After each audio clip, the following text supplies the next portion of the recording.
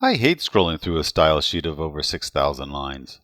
Trying to remember the relationship between elements can be rough, even if you created the style sheet, even if you used a good naming convention. What I love about vanilla is that its designers knew you could tame the CSS beast. Less can make this more manageable. And in this video, I'll show how Adapt does this with less variables in its vanilla theme version 2. Just a note before we get started. Less is a CSS preprocessor. That means everything in the files with the LESS extension will be converted into CSS during the build process. In fact, these 35 less files are reduced to one CSS file. So no need to be concerned that your published course is using something other than CSS.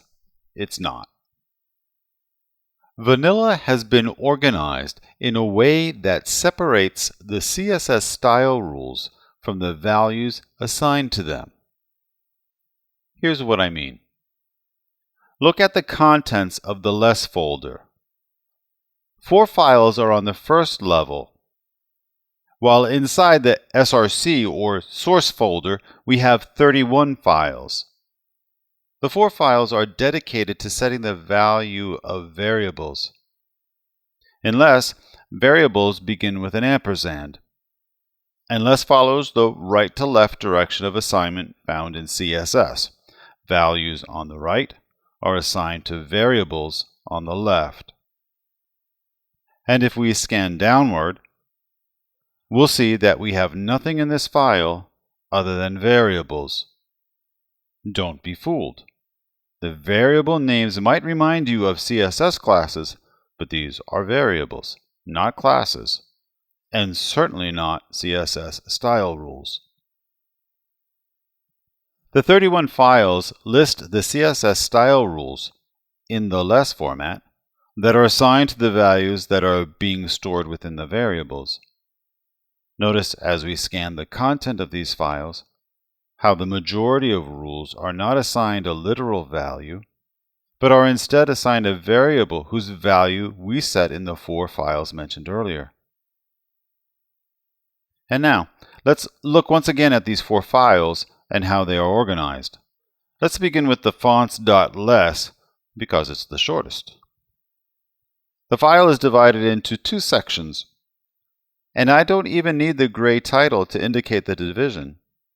You'll notice in the top section that we have variables on the left that are being assigned values from the right. But in the lower section, we have variables on the left that are being assigned the value of other variables, the variables that we set in the upper section. Let's focus for the moment on the font weights.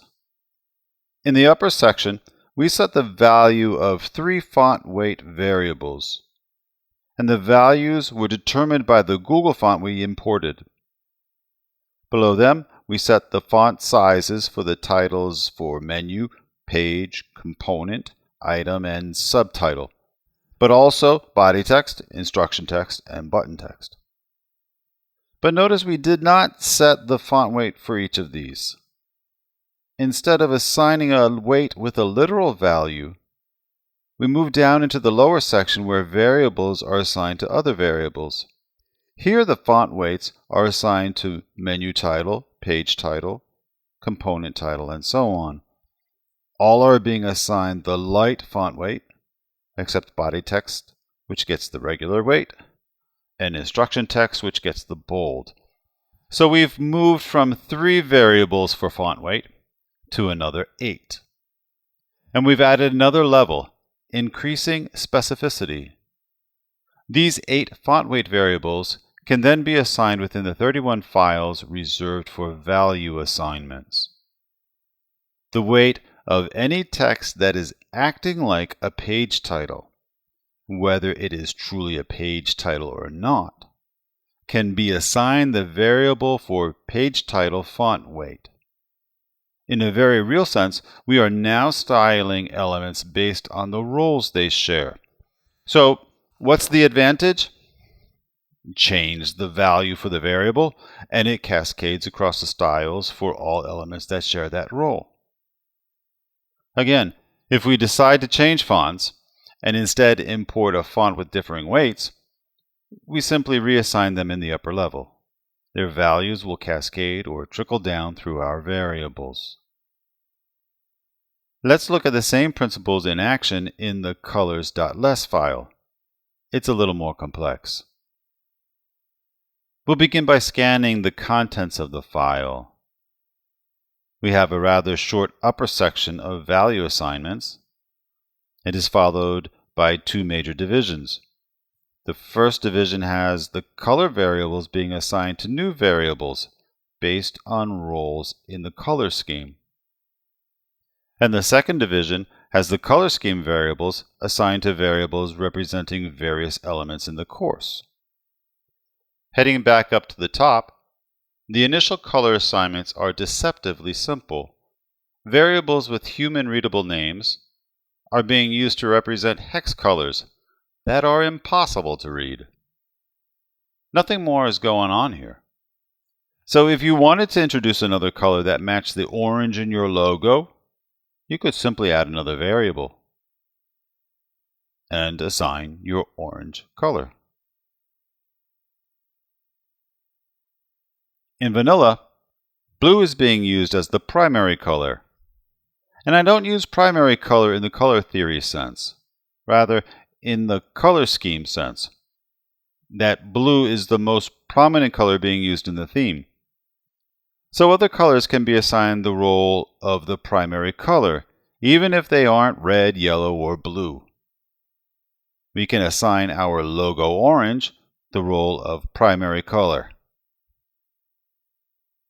So for the secondary color, the tertiary color, and the others, we get some clues about the roles they play in the design from the gray comments. But that's not a lot of information. So why not do a visual test with something bright and bold, and then see where it shows up? So you might want to set up a test color variable, say in something like fuchsia. Then you can assign it to the tertiary color variable, run the course, and see all the elements that are affected. Not difficult. Okay, now let's look at the third division, the one titled in gray, Detailed Color Setup. So the major elements of the course that take color styles have been grouped. The first variable in each group is assigned a variable from the color scheme. From the second division titled Main Colors, the ones that follow are assigned this first variable, some manipulation of it, or another color that was assigned as its inverse. We started with 8 meaningful color assignments, 10 if we count the colors for the disabled states, and we end up with an additional 68 variables, grouped by roles, that can be assigned to color styles that appear in the 31 files in the source folder. This arrangement is meant to support a meaningful approach to color and to its application in the course structure. But there is absolutely nothing stopping you from deciding that you want to apply a distinctive color to buttons and jumping into the code here and assigning a hex color. It will be assigned to this variable and any others that use it. And your application will be successful, even if other people question your color choices. So let's talk about theme modification for just a moment. Broad changes. Those changes that cut across many different visual elements of the course. Expect to make these changes in the value assignments in the upper section of each of the 4 variable files. I say broad because you can make a tiny pixel increase in paddings.less and it will affect many divs. Narrow changes. Those changes that affect a subsection of elements, expect to make these changes in the lower section of the 4 variable files. When do you need to jump into the 31 files contained in the source folder? For any of the styles that are not set in colors.less, paddings.less, and fonts.less. I haven't mentioned generic.less. It contains device widths used mostly by media queries, but it is a great place to add other variables. So let's say you are introducing borders into a number of elements and you want them to be the same width. Does it make sense to introduce a borders.less file for one or two variable assignments? Probably not. So throw them into the generic.less. All the less files are processed down to a single CSS file, so the number and names of the less files are simply a matter of organization.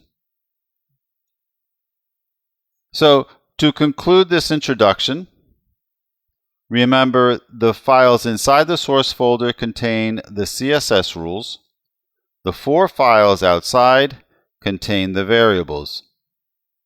When assigning values to variables, start with the broadest roles and keep reassigning until a meaningful or workable specificity is reached. And hold off making changes in the 31 files until after you've adjusted values of variables, or unless the style you need to change isn't covered by one of the 4 variable files. I'm Chuck Lorenz. Thank you for watching. Now go out and make some beautiful courses.